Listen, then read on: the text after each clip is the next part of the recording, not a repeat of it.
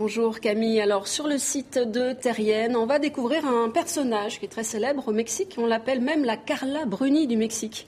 Oui, c'est un portrait pas très tendre mais réaliste de Angélica Rivera Peña, la première dame du Mexique.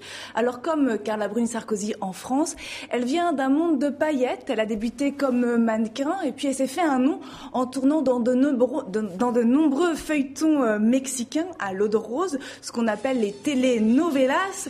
Son plus grand rôle, Isabelle, elle l'a décroché dans Distillando Amor, distillant l'amour, une sorte de Dallas assez kitsch comme on peut le voir dans la bande-annonce, mais ça a fait un tabac au Mexique et ça l'a rendu extrêmement populaire.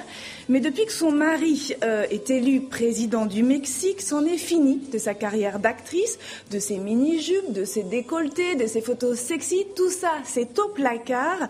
Désormais, Angélica Rivera cherche à se reconstruire une image beaucoup plus respectable, mais elle a bien du mal à convaincre pour ses détracteurs qui dénoncent son manque de finesse politique. Eh bien, ça reste la Barbie qui se balade au bras de son Ken. Bon, alors si cette Carla Bruni mexicaine a un peu de mal à se faire une image, eh bien en Arabie Saoudite, les femmes ont d'autres problèmes, d'autres combats, et elles gagnent de petites victoires. Oui, le royaume islamiste ultra-conservateur continue à se réformer à tout petit pas. 30 femmes vont faire leur entrée dans la Choura, le conseil consultatif qui influence la politique du roi. Une nouvelle qui a fait la une tout de même de Arab News ce week-end.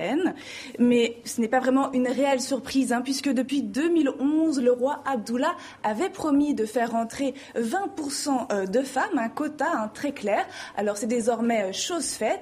Les Saoudiennes vont enfin pouvoir se faire entendre, même si leur rôle politique reste limité en raison des règles institutionnelles. Mais on peut tout de même espérer qu'elles vont réussir à décrocher ce fameux droit qu'elles réclament depuis plusieurs années, celui de conduire sa voiture. Alors, au Maroc, les femmes peuvent conduire leur voiture, mais c'est pas si facile que ça, surtout quand on est célibataire. Oui, tout à fait. C'est un texte qui nous a été envoyé par une journaliste marocaine, Hanan Arad. Alors, cette jeune femme a décidé de se réinstaller dans son pays d'origine après de longues années d'absence. Mais effectivement, quand on a 30 ans et un petit peu plus, quand on est sans enfant, sans mari, eh bien, ce n'est pas simple de retrouver sa place dans cette société qui reste très traditionnelle. Et c'est ce que nous explique cette jeune femme, les pressions qu'elle subit, qui peuvent paraître un peu anodines, mais qui peuvent dire quelque chose, genre, alors c'est pour quand le mariage, mais alors pourtant c'est un bon atout. Pression de la société. La pression de la société. Et puis finalement, elle se rend compte que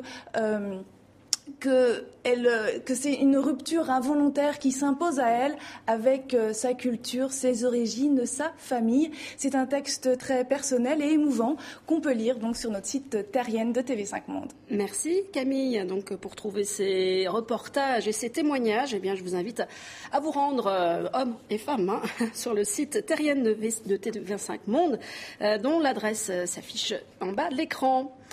Face aux